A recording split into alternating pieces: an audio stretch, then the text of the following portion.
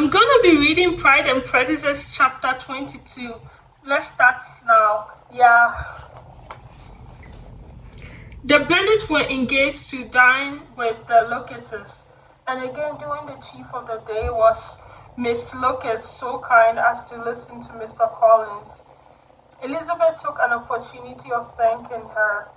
It keeps him a good humor, said she, and I am more obliged to you than I can express. Charlotte assured her friend of her satisfaction in being useful, and that it is is it imply? Let me look up.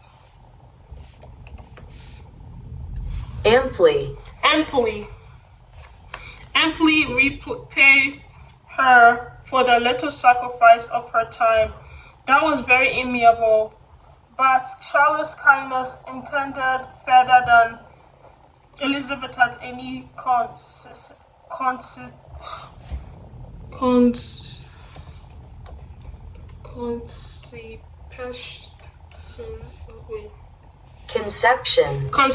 of.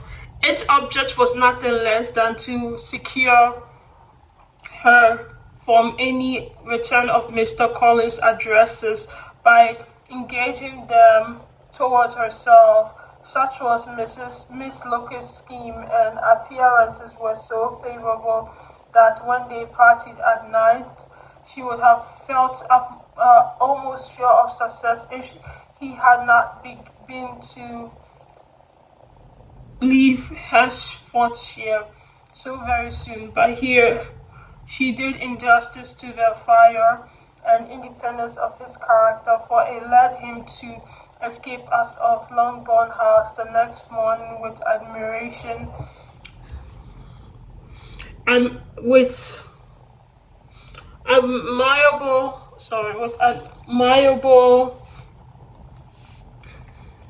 slyness. Is it slyness? Slyness, and hastened to Lucas' love to throw himself at her feet. He was anxious to avoid the notice of his cousins from a conviction that if they saw him apart, they could not fail to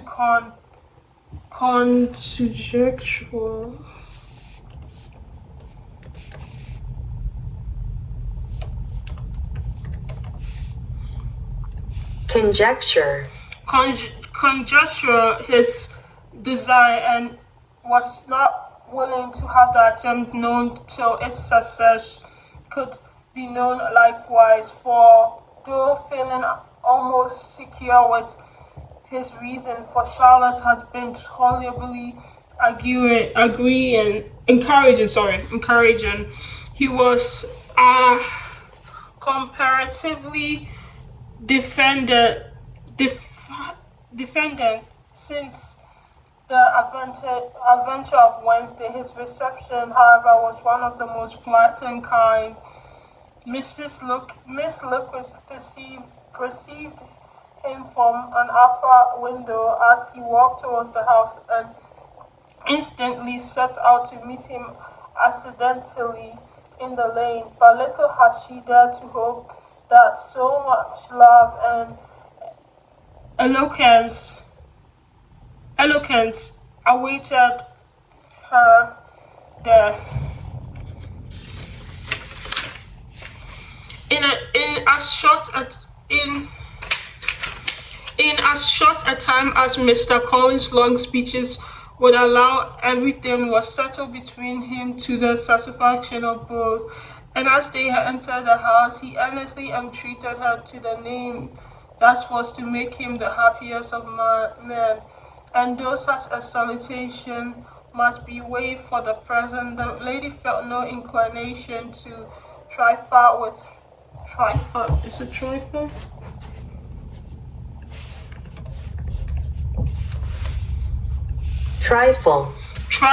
with his happiness. The stupidity with which he was favored by nature must guide his courtship from any charm that could make a woman wish for its continuance.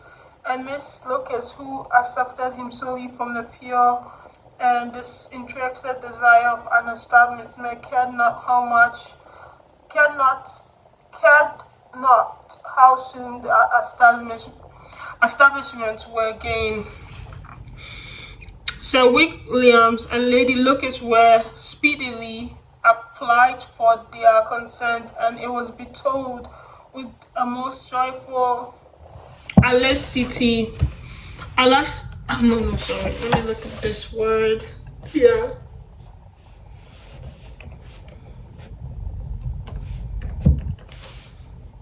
Alacrity. Alacrity. Mr. Collins' present coincidences made it a most eligible match for their daughter, to whom they could give a little fortune, and his prospects of future wealth were exceedingly fair. Lady Lucas began directly to calculate with more interest than the matter had ever excited before how many years longer Mr.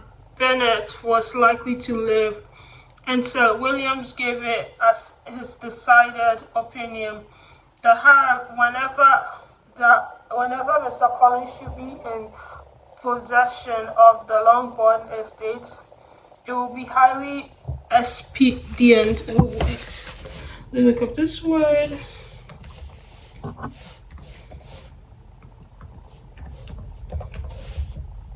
Expedient. Expedient that both he and his wife should make their appearance at St. James. The whole family, in short, were properly overjoyed on the occasion.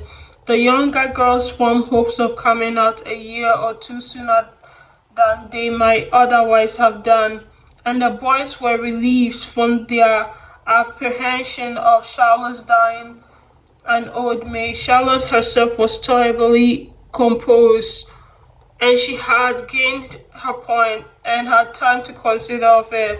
Her reflections were in general satisfactory.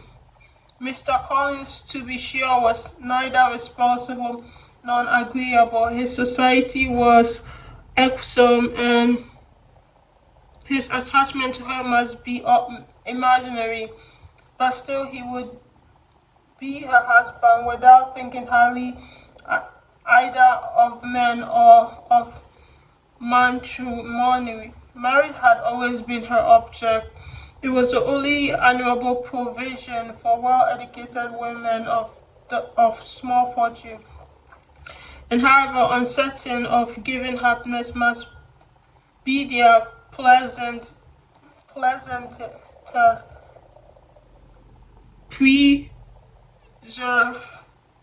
from want.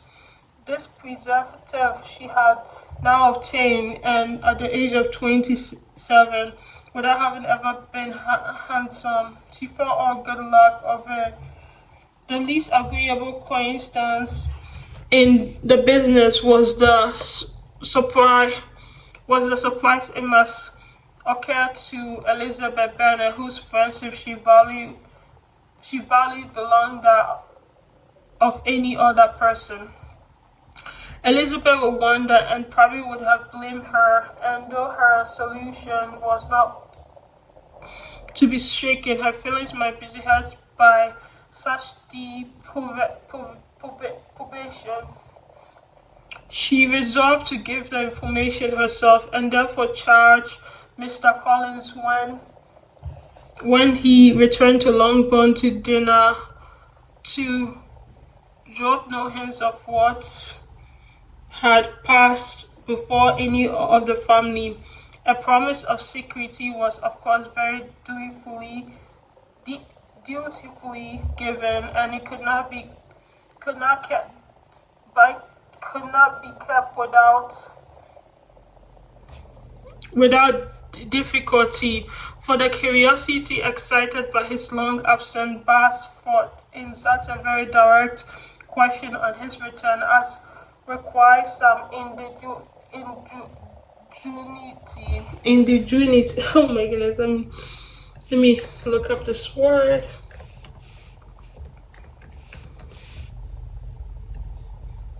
Ingenuity. Ingenuity.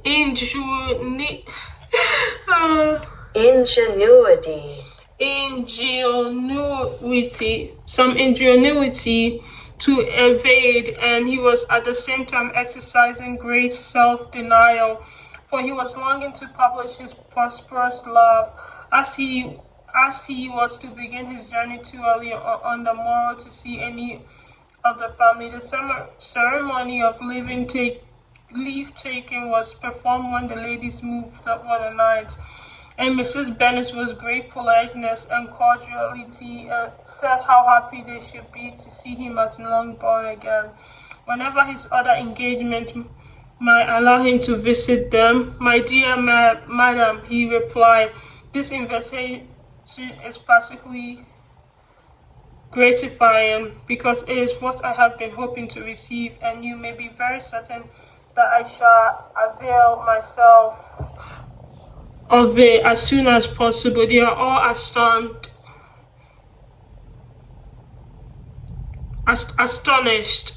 and Mr. Bennet, who could be by no means wish for no speedy return, immediately said, but it is not of the daughter of Lady Catherine de position here, my good sir. You had better neglect your relationship than run the risk of offending your patroness. My dear sir, replied Mr. Collins, I am particularly obliged to you for this friendly caution, and you may depend upon my not taking so material a step without her leadership concurrence. You cannot be too much of your guard, risk anything rather than her displeasure, and if you find it likely to be raised by your coming to us again, which I should think exceedingly probable, stay quietly at home and be certified that we shall take no offense.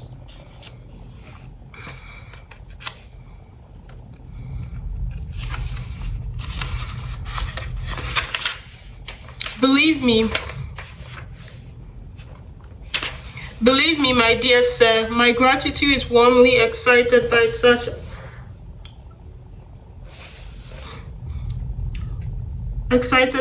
affectionate attention, and upon it you will speedily receive for me a letter of thanks for this, as well as for every other marks of your regard during my stay in Hertfordshire.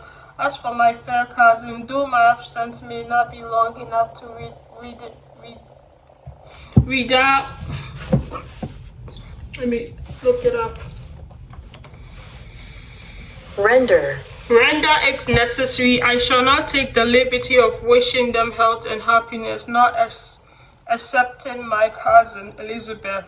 With proper civilities, the ladies then withdrew, all of them equally surprised to find that he meditated a quick return.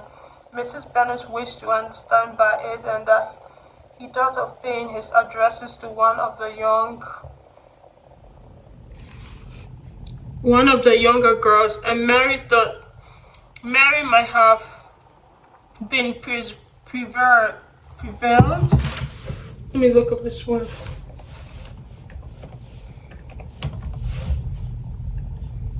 Prevailed on to accept him. She rated his ability much higher than any of the others, which was a sodality in her reflections which often strike her, and though by no means too clever as herself, she thought that if encouraged to read and improve himself by such an example of hers, he might become a very agreeable companion. But on the following morning, every hope of this kind was done away. Mrs. Lucas called soon after breakfast, and in a private conference with Elizabeth, related the events of the day. The possibility of Mr. Collins fancying himself in love with her friends has one occurred to Elizabeth within the last day or two, but that Charlotte could encourage him seems almost as far from possibility as that she could encourage him herself, and her astonishment was constantly. Let me look up this one.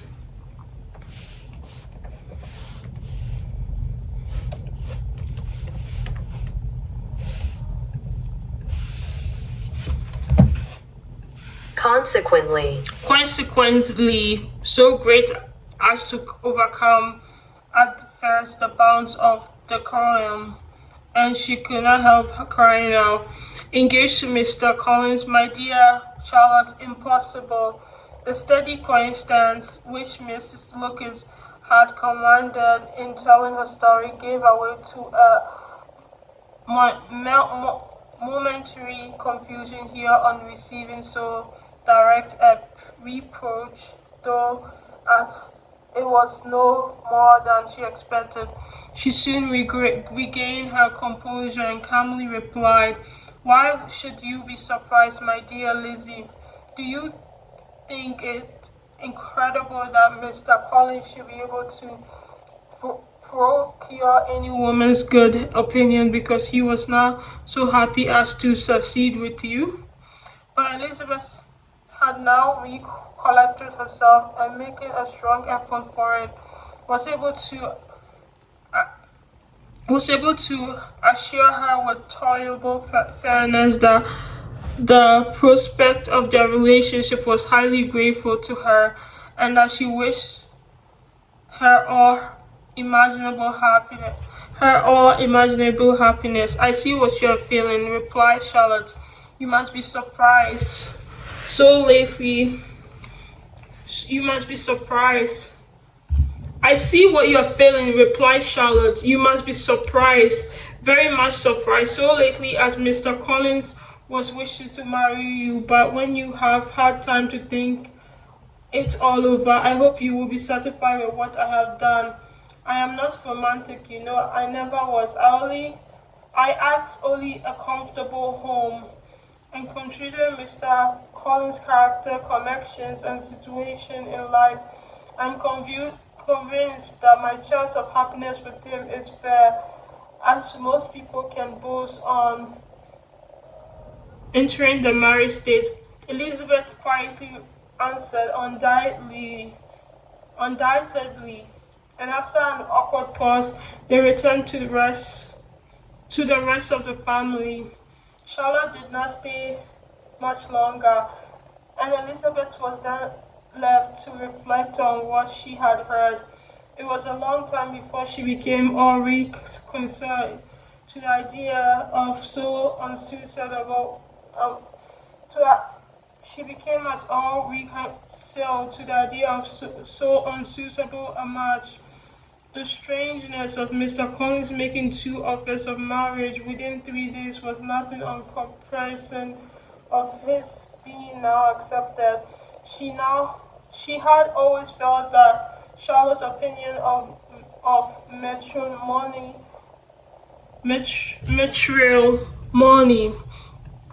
Okay, let me type.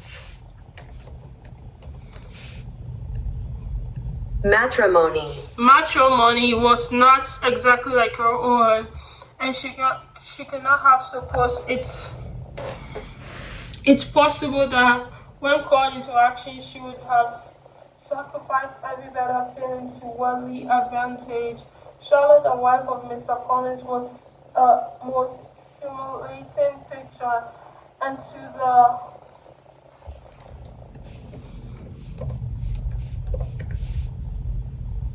pang. And to the pang of a friend disgracing himself and sunk in her esteem was added the distraction conviction that it was impossible for that friend to be tolerably happy in the lot she had chosen.